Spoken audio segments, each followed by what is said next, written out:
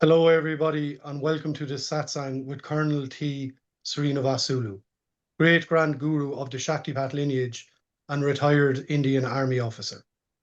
In 2020, I had the good fortune of receiving initiation from my Guruji, Sadguru Haji, who is a direct disciple of Colonel T. Srinivasulu. In 2024, I received Diksha Dakarya, or the authorization to initiate others into this path of Siddha Maha Yoga. I set up Sadguru Haji Ashram to spread the message of Shaktipat to genuine spiritual seekers worldwide. For any information, you can visit the main ashram website of the lineage at sahajanandaashram.com. Here you will find all information about the lineage and a number of books available for free download in all major world languages. Before we begin, Guruji, once again, I would like to thank you for your time, and I would welcome all sadhaks who have joined the satsang. If we could have everybody introduce themselves and state where they are from. I am Dilip. I am in Toronto, Canada. And I've been with Guru Tainan, I think about 6 months now. God bless you, Dilip. Thank you. I'm Angela in southern France, Martigues, close to Marseille, and my Sadguru is Sadguruji Greg Haji. Okay, God bless you, Angela ji. Where are you speaking from right now? From France. France. France, where? Martigues, it's close to Marseille, it's southern France. Okay, south. Okay, fine. God bless you.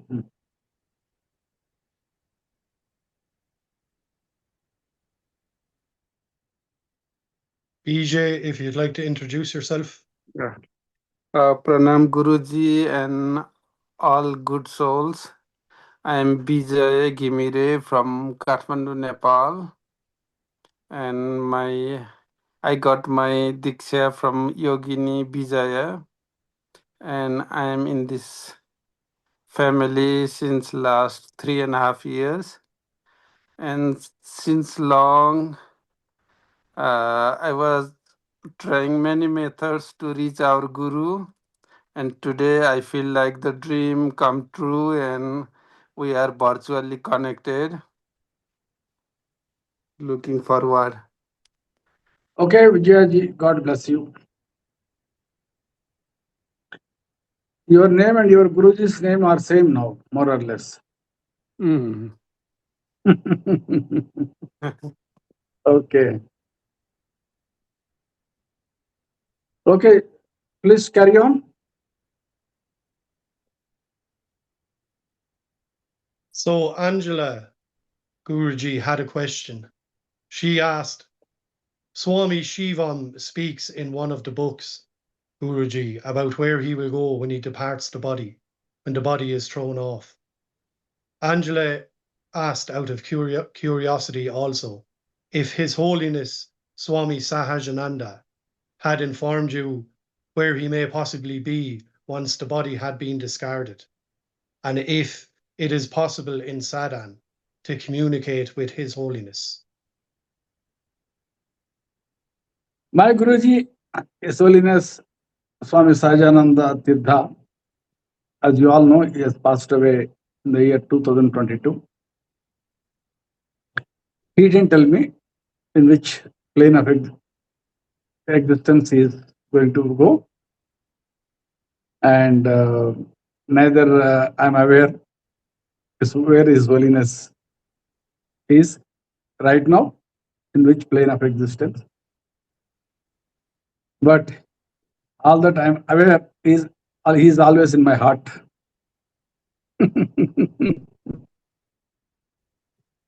Okay. Now coming to your question, Angela ji. Firstly, this knowledge is a different branch of knowledge, is a different subject. It has nothing to do with yoga per se. It is basically all about after-death phenomena. We do have ancient Sanskrit texts which exhaustively give information about this. But the point is, you have to understand all this knowledge is of, from a yoga point of view, it is not necessary and it is of no use. First.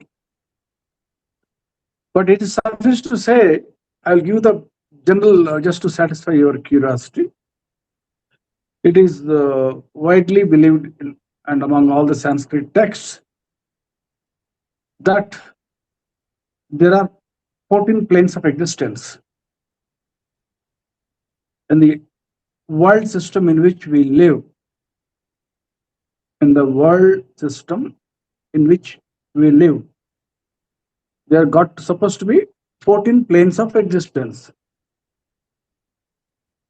vertically arranged. Now, here, why I was telling you that all this knowledge is not required for you, and neither it is of any interest, is, first of all, it is a vast literature by itself.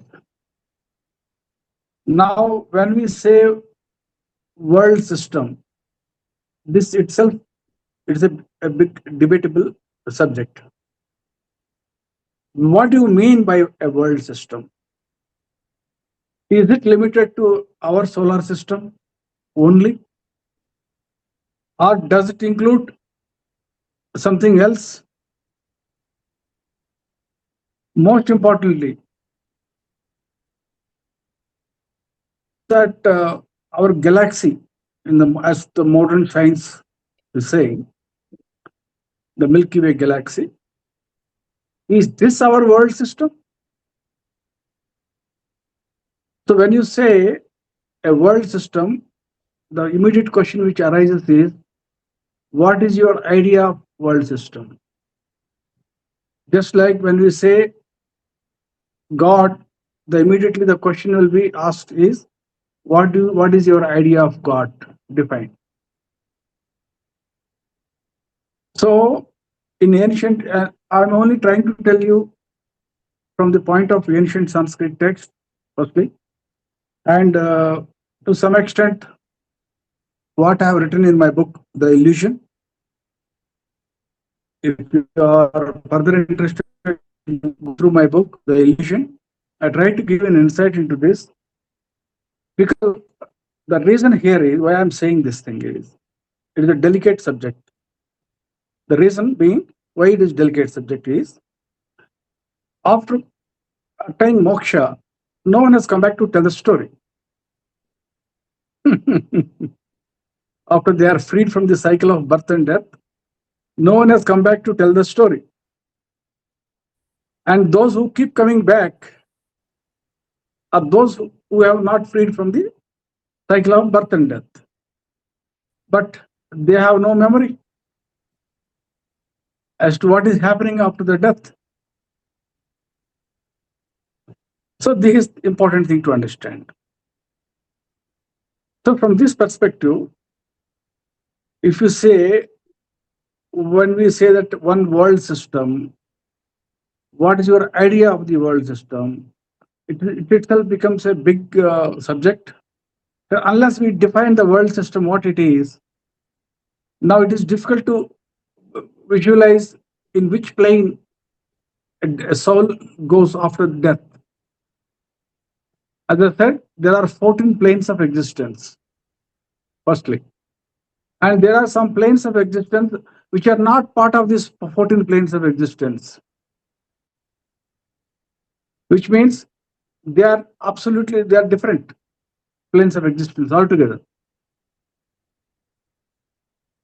But yet, they are part of this world system, but not part of these planes of existence. However, notwithstanding all this, generally, if you see the transmigration of the soul, the concept of transmigration of the soul, as long as the transmigration is happening terrestrially, when I say terrestrial transmigration from one human being to animal to human being, like that, within the geography of the earth's surface, terrestrial. I repeat, terrestrial. Some human being, there is no guarantee that after death he will be born as human being again. He may take up as birth as an animal also. It's quite possible. But he may not live in this animal womb for quite some time. Very soon the animal life will be exhausted and he will again drift back to the human womb. Next, what about the other animals? Like you have dogs taking birth as wolf, or wolves taking birth as tigers, tigers taking birth as elephants, or elephants taking birth as human beings taking birth as monkeys taking birth as human beings. There is a vibrant transmigration of life that is happening on the surface of the earth itself. This explains the reason why we have so much variation in the population density of various species. Sometimes population of tigers, we say that it is dying. So where are those souls going? They must be getting transmigrated into some other animals. As simple as that. For example, today in 2026, we have 8 billion people on the planet Earth. Let's say about 200 to 300 years ago, there were only 4 billion. That means this extra 4 billion of people, where have they come from? Definitely they have not taken birth out of thin air. Neither they were dropped like stones from alien worlds. So they must have migrated in-house. When I say in-house, I take the planet Earth is our house. We all got to think like earthlings as inhabitants of our planet Earth. So when we think of ourselves as inhabitants of planet Earth, so therefore we can say that it is our in-house affair. So where have these extra 4 billion people have come from? Over a period of time, they must have migrated from the animal kingdom. They must have started taking birth as humans, and humans are going back to the animal kingdoms. Yes, there is a law which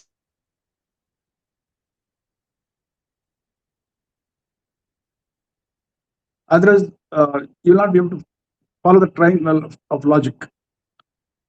Generally, it is said, before the spirit can start taking birth as a human being, it must have taken millions and millions of births in various wombs.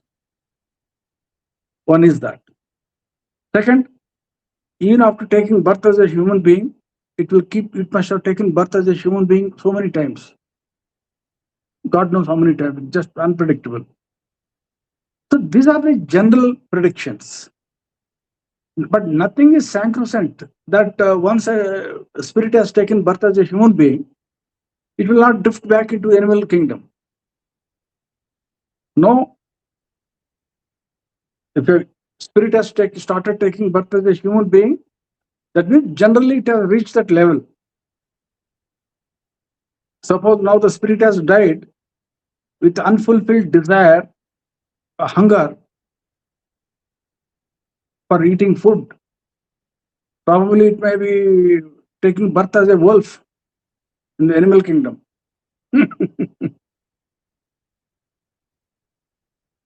So therefore, because it is this is another cosmic principle. At the last thought, whatever is the last thought you have in the mind, at the time of death, your next birth is going to be governed by that particular last thought. So therefore, so what if someone has died with some unfulfilled desire, he is desperate, but the desire was unfulfilled? What do you expect? He will take birth as some animal or something next life. So therefore, there's nothing is sacrosanct. Animals will keep taking birth as human beings. Human beings will again go back to the animal kingdom. So when you see so many animals on the street, don't be under the impression that they are animals. The spirit which is inherent in them, probably they must have been human beings in their previous birth, some of them. That's why it is always suggested that to treat all animals as if you treat the human beings only. They must have been human beings only. So see, so much of transmigration is happening on the surface of the earth itself. Now coming to the vertical transmigration, which we were talking about earlier, which Angela must have been most interested in. So when it comes to vertical transmigration, out of the 14 planes, Sanskrit texts have been harping that the above 7 are called celestial planes of existence. Below 7 are supposed to be the subterranean planes of existence, or nether worlds, call it. Celestial and subterranean. On the surface of the earth, the earthly plane of existence, if you count from the top, it is 7th. If you count from the top, it is the 7th at the bottom of the celestial regions, which we call it as terrestrial plane of existence. I repeat, terrestrial. That includes everything. Your animal, flora, fauna, everything. Now, when someone is dying from the terrestrial plane of existence, earthly plane of existence, as we all familiar with, the spirit is immediately going into the space, upper atmosphere. The first plane of existence, which is all the texts have been harping on, is the plane of ancestors. The plane of ancestors. I will not get into the Sanskrit terminology of various planes of existence, because they are called lokas. Means basically you understand this much, that it's a plane of existence. Now, in case of earthly plane of existence, you have body of flesh and blood, because the body is manufactured out of 5 layers. And at the time of death, the external gross body of flesh and blood is left behind. Now, rest of the 4 layers are intact, which means no one is going anywhere. No one is going anywhere. Yet just dropping that external body of flesh and blood only, just like you drop your dirty clothes at the end of a day. So this, we call it a subtle body.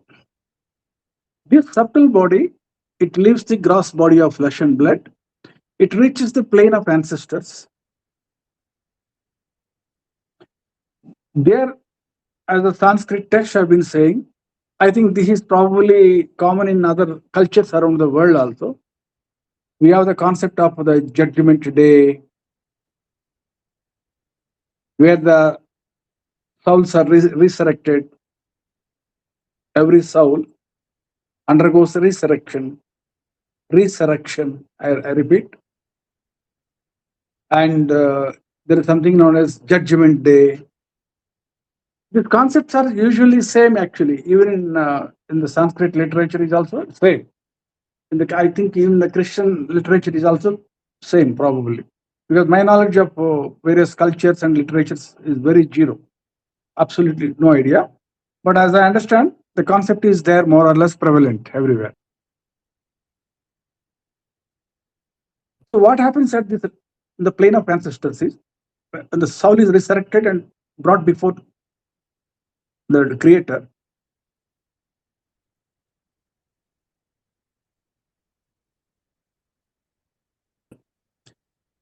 Based on the merits, it is disposed of. Based on the merits, it is disposed of immediately. Just like any other king in any other royal court in the earth, on the planet Earth, you take any country since ancient times, you take any country on the planet Earth. Why any country? You take even a small tribal village also, for all you know.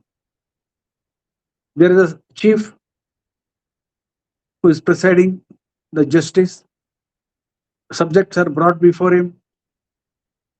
He passes the judgment, and the case is disposed of based on the merits of the case. If someone needs to be punished, he is punished. Someone needs to be rewarded, he is rewarded. But you can't kill that person, right? Okay, even if you are killing the person, the soul is not going anywhere. Even if a country has passed a capital punishment to someone, at the best, he may have his body of grass, body of flesh and blood must have been is hanged to death. But he is not going anywhere. So similarly, in the plane of ancestors, based on the merits acquired or the so-called sins or the virtues, in the eyes of the divine, there is nothing known as saint or a sinner. Any karma is karma. Whether it is a sinful act, whether it is a virtuous act, he may reap the consequences accordingly. That's a different thing. Just like you have action and reaction, someone has committed a good act, a pious act, from the point of human understanding. So he will reap the consequences for that. Right? That's all about it. Accordingly, the souls are disposed of. However, those who have attained the higher merit, they get a passage to the next plane of existence, which we generally call it as heaven. Even in Sanskrit literature also, we call it as heaven by different name, Sanskrit name. And hell is supposed to be at the same plane of lower plane of existence only, where this judgment is being exercised. So you see, effectively, you have only 3 planes of existence. After the one is earthly plane of existence. Immediately the soul has gone to the ancestors, plane of ancestors, and those who get a passage, free passage, based on their religious merit, they go to heaven, or so-called upper plane. And they are not going to stay there permanently. That is also temporary. Nothing is permanent. Even any punishment awarded in any country, also you know that nothing is permanent. Everything has got a limit. Even a life imprisonment has got a limit. The same is the case here also. People who have acquired good merit, they will enjoy for some time and then they are thrown back to the earth. People who go to hell, they are also thrown back to the earth. So this vertical transmigration is happening essentially between these three planes of existence only. Generally, it is said anyone going beyond that heaven, that from starting from the earth, that is the fourth plane of existence. Generally, it is deemed that he will not return back. There is one of those celestial planes of existence. We take it that he will not return back. And if you keep climbing up those planes of existence, we have the highest planes of existence. Number one, starting from the topmost plane of existence, we call it as the same plane of existence where God resides as in his incarnation as creator, in his form as creator. God incarnates. God has creating the universe or the world system in his role as creator, not in his role as sustainer, not in his role as destroyer. In his role as creator, God is continuously creating the creatures in the world system. He is supposed to be at the topmost plane of existence. Now, when you combine all these 14 planes of existence, when you say this is the world system, then there are so many things which will come into play. For example, should we assume our solar system as the world system? Solar system with all the planets around it, with all the asteroids around it. If you dig into deep into the Sanskrit literature, and if you try to find with a sharp eye, if you try to focus on the indicators which they are pointing at, we more or less generally know that there are various other stars which are part of the world system. Yes, stars. Now this leads to a different hypothesis and conclusion altogether. Because we know that our sun is also a star, but it has got planets around it. And we generally go by the assumption that every star must be having planets around it. But if a star has got planets around it, then it has to be a part of it. Is almost like center of a world system by itself. But whereas in our world system, we are aware that we got to be having some stars which they don't have planetary system. Therefore, they got to be part of this world system only. There are so many indicators for that. When we dig into the deep into the Sanskrit literature, where when we talk about the various sages where they have gone, just to give you an example, the so-called northern star, polar star, pole star, northern hemisphere, the pole star which you have, we call it by a name. We call it by Dhruv. Supposed to be a sage, basically. He is supposed to be a sage. Now, here is our indication here straight away. What will happen to all these highly evolved souls after their death? They may be taking birth as celestial bodies, for all you know. They may be taking birth as celestial bodies. And they have their own consciousness. They're conscious. They have their own life. They may be taking birth as the asteroids. They may be taking birth as planets. They may be taking birth as elementals. They may be taking birth as independent stars.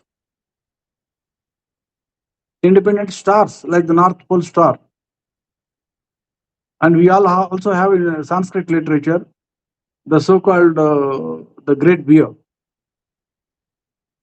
where we have that 7 stars located.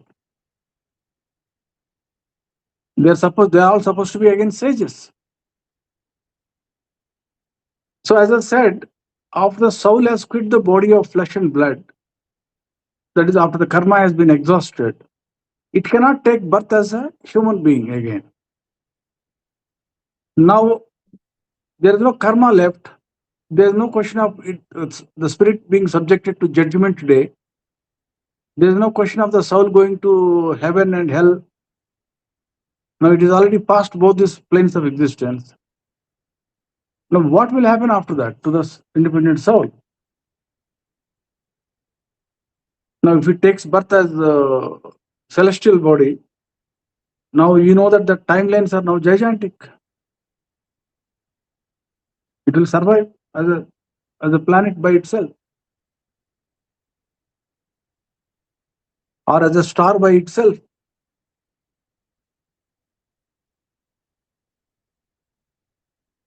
Now, even if you see within these planes of existence, beyond the heavenly abode, we have various planes of existence based on the merits of the souls. But they won't be returning back. They continue to dwell in those planes of existence. Right? But no one is going anywhere. What about their final merger with the universal soul? The timelines are gigantic. If you open up the topic, now we will be discussing about the concept of monism, that is Advaita Vedanta, the concept of monism, or the concept of dualism, Advaita Vedanta. When you say concept of monism, it is always assumed that the individual spirit and the universal soul, they got to merge at some stage. At some stage, they got to merge.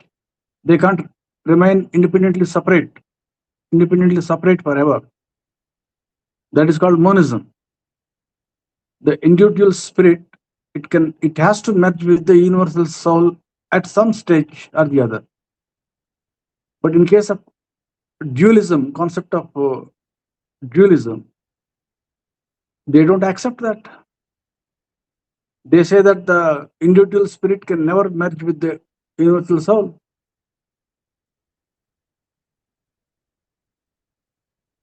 Now we have got something known as qualified non-dualism. There's a new another concept which has been propounded, wherein they try to reconcile, saying that, see, in theory, monism is all right. Everyone is aware that ultimately the individual spirit has to merge with the universal spirit. But for practical purposes, the timelines are so gigantic. So it is even pointless to even speculate about it. Now you tell me, we just now discussed, we have a solar system, we have so many planets, asteroids, comets,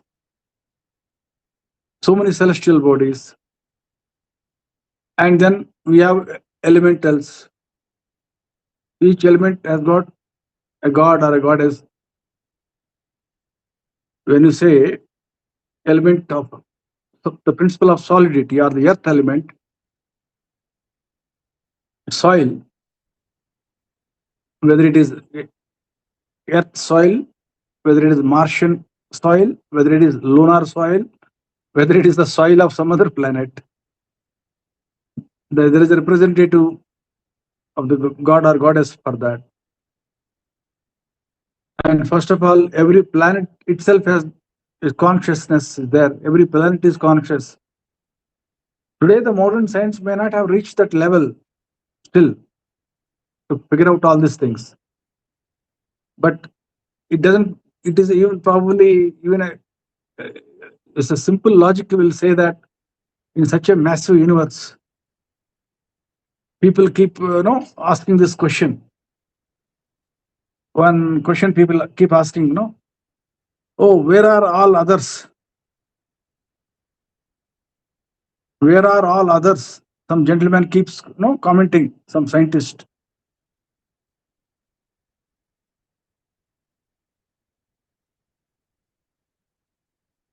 It's the most childish question to be asked like that. Because what did you think? You think that you are the most advanced civilization or what on earth right now? So you are asking grandly, where are all others? My friend, the entire cosmos is vibrant with life. If they are not interacting with you, it doesn't mean they are not there. They are trying to be polite. That's all about it.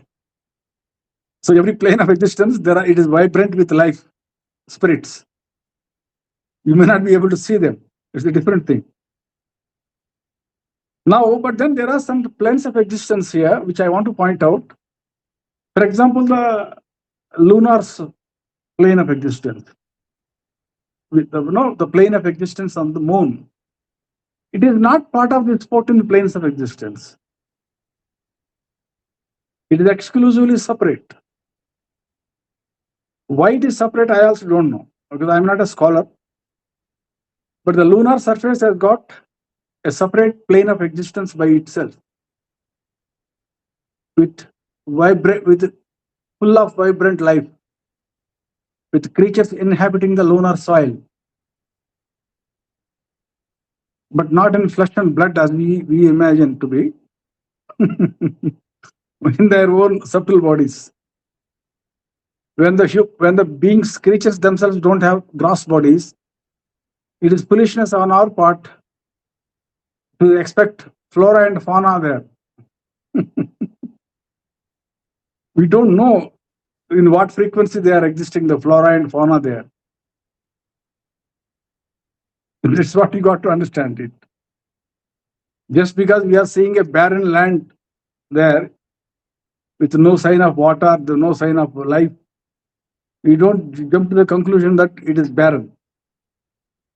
For all you know, it may be fully vibrant with full of life,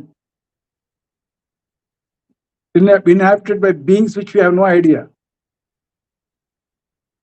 Whether it is Mars, whether it is planet Venus, or whether it is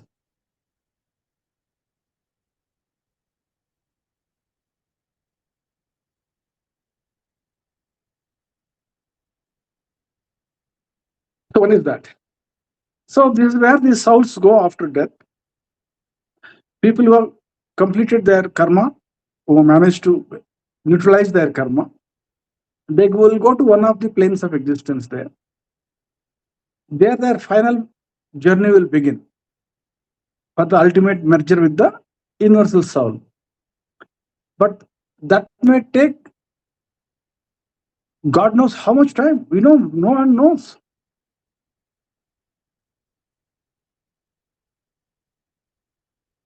See, it is like this. Today, let's say, you catch hold of a gentleman, let's say, one of the alien.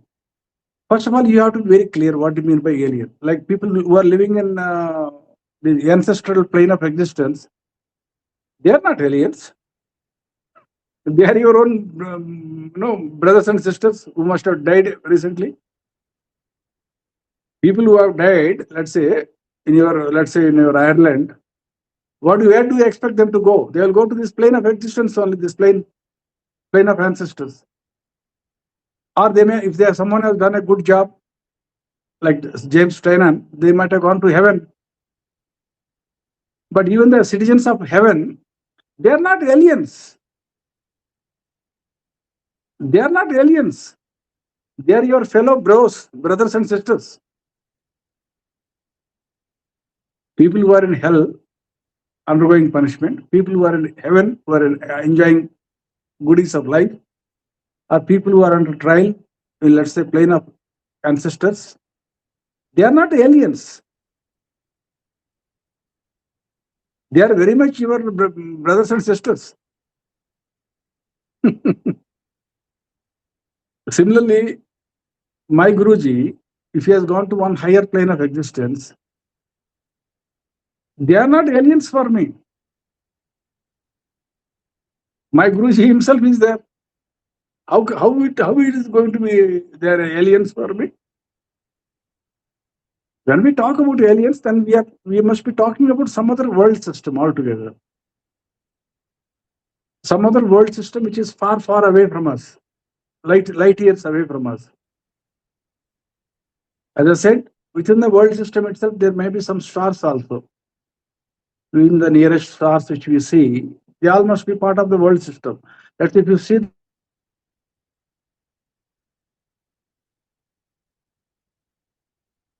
chop off one chunk of that galaxy, which contains, let's say, one solar system with planets around it and a few stars around it. The entire chunk of one galaxy is the world system, you can say that. Okay? So if you have to go to some other world system, you have to cross so many stars, right? You see? It's so far.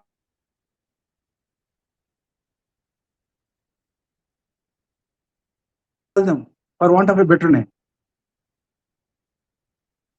Okay?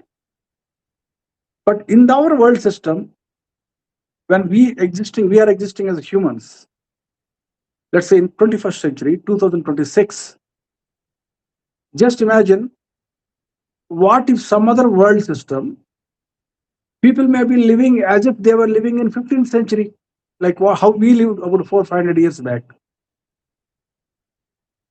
Let's say 500 years back, when our ancestors were living, let's say in your Ireland, during the era of your Vikings, right? Sometimes around that time, when you are having all the battles being fought. That time there was no technology, there was no science and technology. Suppose, let's say, someone has visited us from outside the solar system. How did we know about them? We wouldn't have known, right? We wouldn't have known only whether they have come or not. And even if someone was trying to contact us, we didn't have any science radio receivers or telescopes during those times. Obviously, we won't have been able to receive any signal. In our existence as human beings, even in the recorded history of modern times, let's say even from the time of the Roman Empire, the last 2,000, 3,000 years, take it, let's say 3,000 years, roughly 2 to 3,000 years.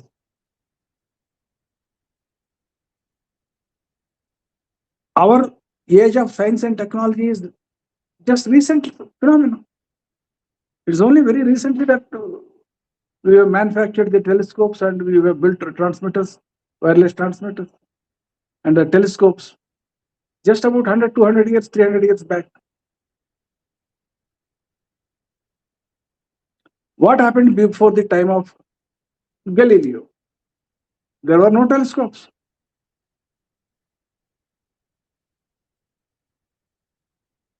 So what someone was trying to contact us at that time, how will they contact us? Because we don't have the frequency to match them.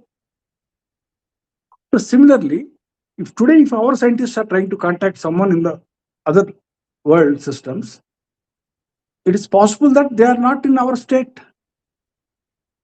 They may be primitive, they may be living about how we lived 500 years or 1,000 years ago. They will not have telescopes to receive our signals. So is it fair when we say, where are the others? How do we know where are the others and how will they respond? And what if they are more advanced than us?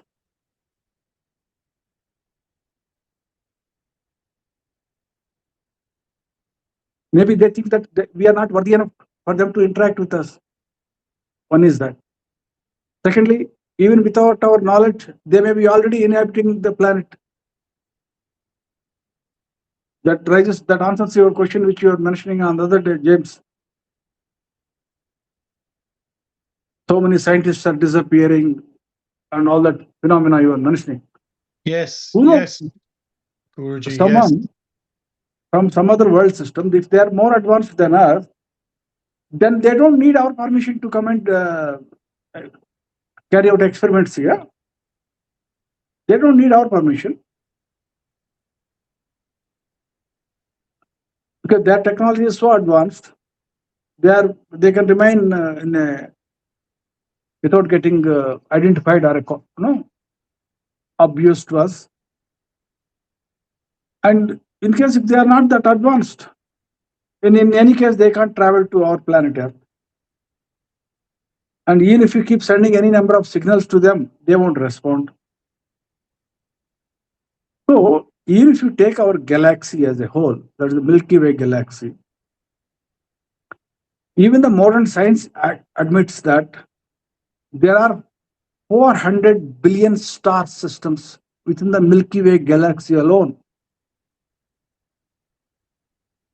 Even if you assume that, let's say, out of 400 billion star systems, let's say that each world system has got, let's say, 100 stars. Break up the entire Milky Way galaxy into small chunks, like meat chunks. Let's say about 100, 200 stars, one chunk.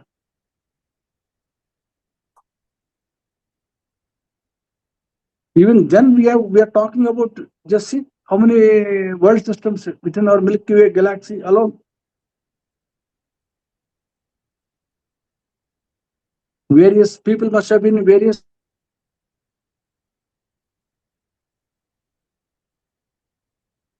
having the same like us, human beings, in various stages of development. Some may be building the initial agrarian economies. Some may be living in Stone Age. Some may be living in like how we lived during the time of Vikings, fighting the battles. So how will we ever come in contact?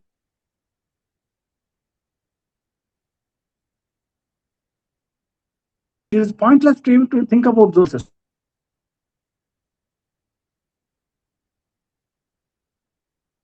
Forget about them. Let them live their life. And we were never supposed to ever interact. Now let's even focus within our world system. Now this world system itself is so vast. If you are assuming these 14 planes of existence, with let's say a reasonably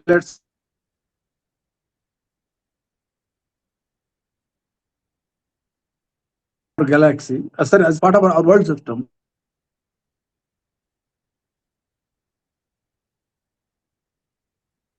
maybe it's possible that it's only our star has the planets habiting around it. Even if there are some stars which have got planets around it, the so-called your exoplanets, they may not be harboring any life. Anyway, that is besides the point. So we can focus on our own world system, our own various planes of existence, and there is so much of transmigration is happening here. People from earthly plane of existence, after their death, they are going to the ancestral plane of existence. Some are getting sanctioned to go to the heaven. Some are condemned to hell. Some may be getting condemned to the subterranean world systems. Or maybe they are moving from one species to the other on the surface of the earth itself. So this transmigration itself is a huge phenomenon, and the timelines are so gigantic here. So therefore, from this perspective, if you see, and anyone who has quit this cycle of birth and death, he is not going to come back to the earth again. He is part of the other mainstream cosmos. And just now we discussed, there's so much of life, vibrant life, which is transmigrating from one plane to the other. Just imagine that. Even if as we are speaking right now, I think 3 to 4 people must be dying, and 4 to 5 people must be taking birth. Even as we are speaking. And we are talking about only human beings. We're not talking about the other kind of transmigration which is happening all over the earth now. So this transmigration is a vibrant business. We got to understand it. And those who have quit it after the exhaustion of their karma, no one has come back to tell the story. What happens after that? And I would not like to comment on the divine incarnations, and I will refrain from it. Otherwise, this topic may become controversial otherwise. So I will not comment on the divine incarnations, how they managed to incarnate on earth. If technically, if it is not feasible for any advanced spirit or a soul to take birth on the earth in the form of flesh and blood, if there is no karma left, how did the divine incarnations taken birth? I will not comment on it. Okay? Yeah. Next. Coming to the various sages who have managed to quit this body of flesh and blood, they have gone to various planes of existence.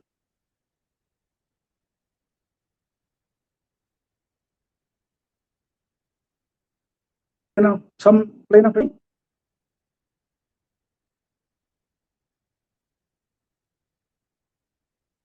I'm not going anywhere, even after my death. My Guruji will always remain in my heart as long as I'm practicing my yoga to burn down my karma and free myself from this cycle of birth and death. My Guruji will always be in my heart.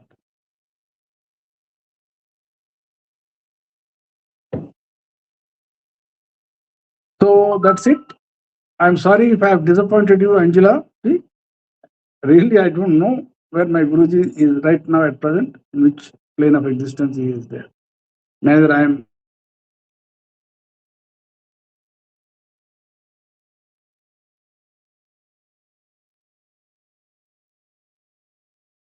in my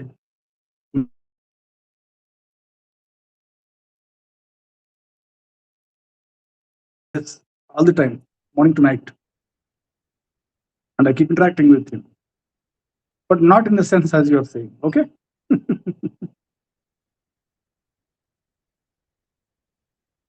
Are you satisfied or not, Angela?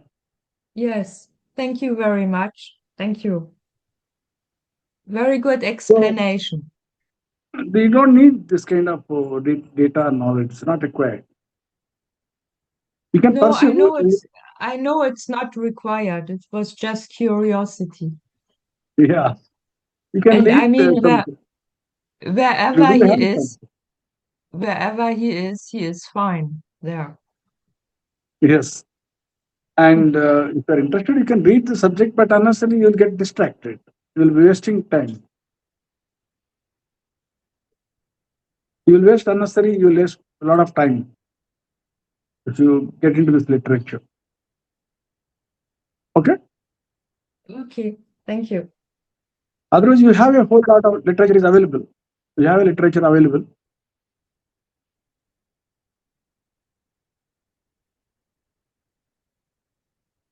Sorry? You have easy access to all this literature on the internet. Yes, but I don't have time to read it. Yeah, that's what I'm saying. Don't bother. No. It's not required. Okay? So that's why I wanted to give you this insight into this.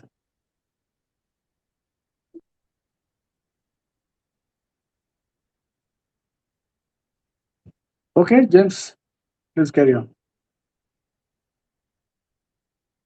Yes, the other question I had, Guruji, was about artificial intelligence, AI, and how it is leading to confusion.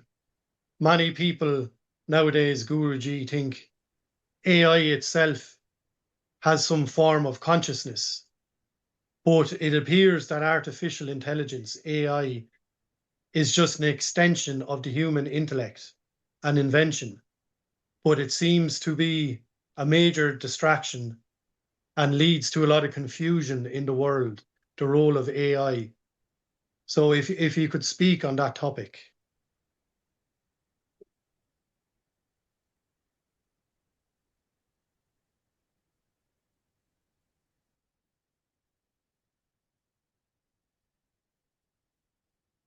The Industrial Revolution has begun in UK only, England.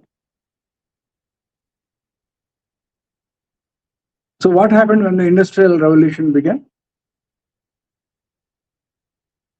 Machines have started performing the labor much easily.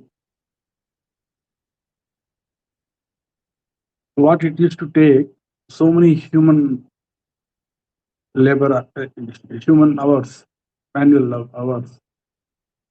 The machine is to perform the task in no time. So same is the case with artificial intelligence also. It is an extension of the human intellect only. It is an extension of the human intellect. Now coming to the, if someone has got that element of doubt, what if the AI has consciousness? Now they need to understand the structure of the origin of human being. Then this element, no one will have this kind of a doubt. They will just dump it. They will not have any, they will not even entertain this topic again.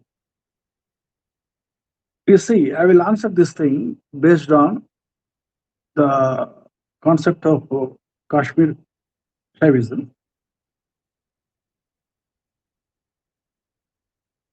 According to the Kashmir Shaivism, or rather, I will say,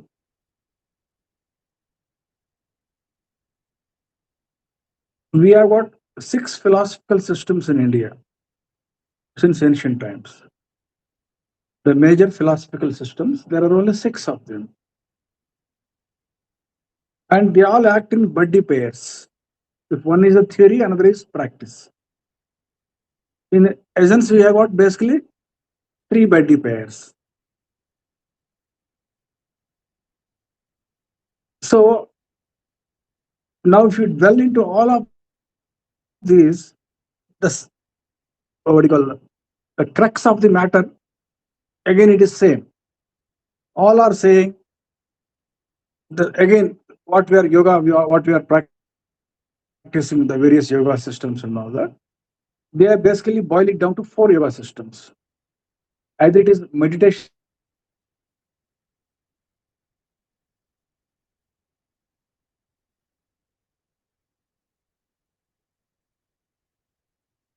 or the path of devotion,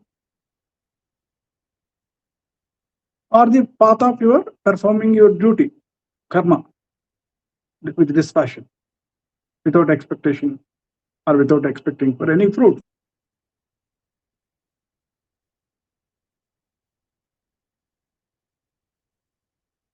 So accordingly, according to one of the philosophical system called as Vedanta, which we are saying, it has again got, there is something known as Kashmir Shaivism, which is very popular in India, where everyone is practicing that. The God, the universal soul, has descended to take birth as a human being in 36 steps.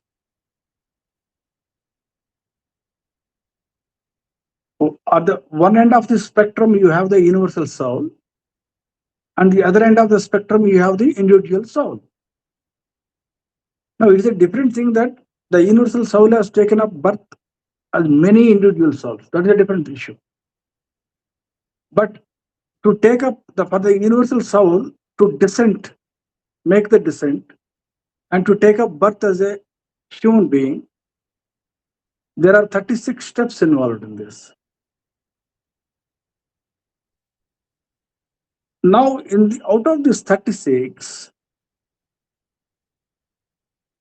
if you take out the first 11, you separate them out, you focus on the next 25. That next 25, they classified as another philosophy by itself called as Sankhya philosophy. Now, why I'm telling you this 11 and this 25 here is, there is a serious thing which is important for your, as far as your AA is concerned here.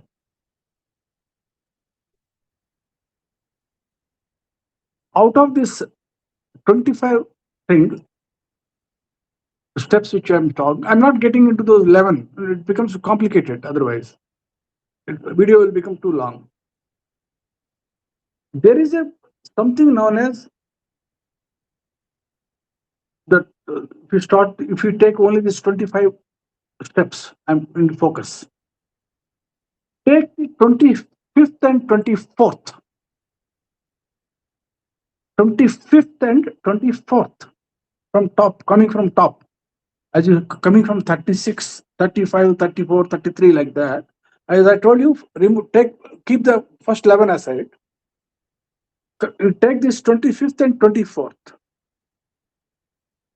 They are like a coin together. On one side of the coin, you have the soul. On the other side of the coin, you have the nature. The spirit and the nature. The 25th and 24th. Clear? Are you following my train of logic now? So far? Now, here is the crucial thing after this. Now, what happens to the gentleman? Let us call him Mr.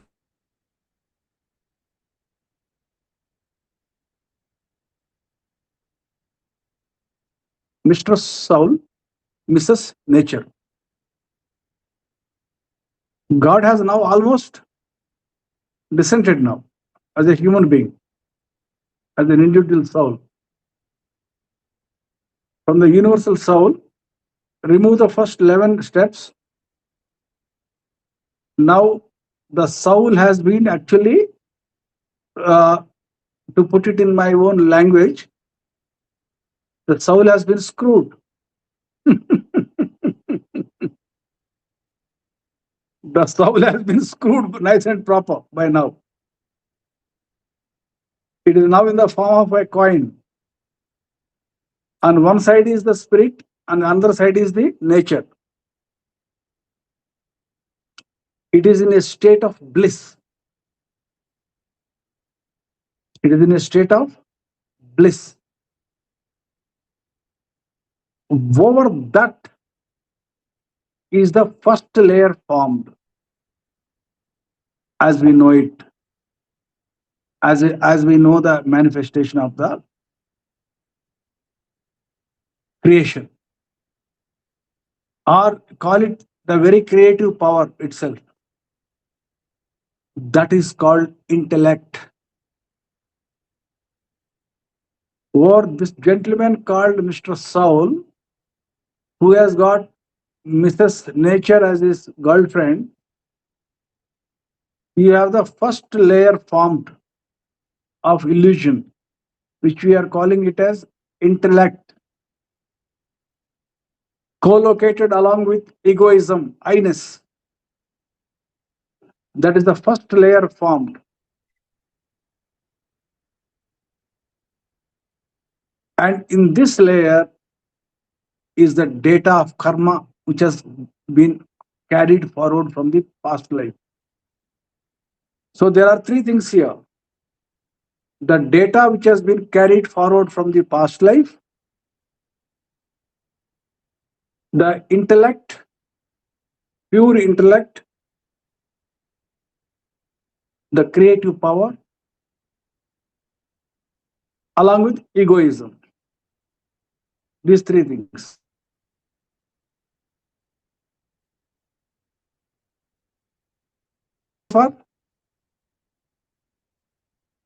Or that is the human mind, conscious human mind. Before that is these three things. Your data of karma, which has been carried forward, your intellect, and the egoism. You call it a subconscious mind if you want. Now, if you take off this data, the intellect becomes defunct. If you neutralize this data, or delete the data, your intellect becomes defunct. That is, subconscious mind becomes defunct. If the subconscious mind becomes defunct, the conscious mind is absolutely calm. And this gentleman known as Mr. Saul, whom I was referring to a little while earlier, along with his, let's say, partner, which is the Mother Nature,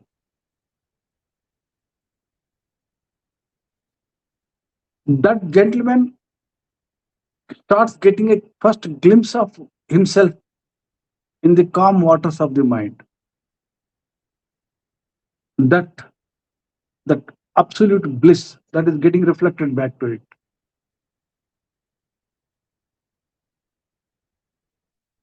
If this is the case with a human being, now you create a robot, you have put everything. Instead of the karmic data, you have pumped in the normal data there. If the data is not there, the intellect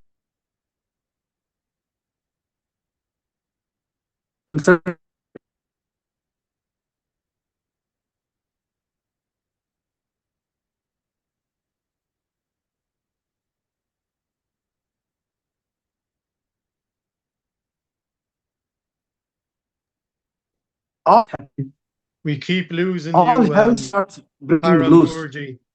Your connection, I Why? think, your connection keeps stopping.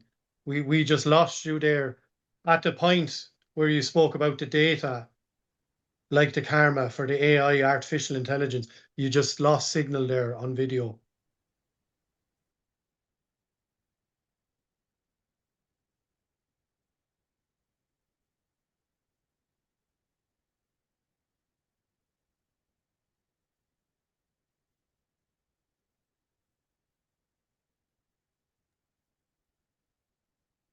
Can you see Guruji, Angela? No. No, I can only read his name. Same. Possibly some technical issue. I think he's trying to to resolve his technical problem. Maybe we should stop recording and try again afterwards. Yeah.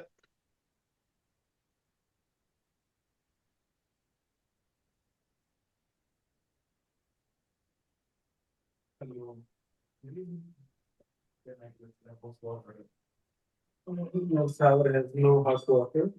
Okay. You come down in your water. Oh yeah, is that okay? Yeah. Okay. I'm complicated stuff. Yeah. Or go to Timothy's bathroom. Yeah. Better come in my bathroom. I will take this one. 1 second. Thank you.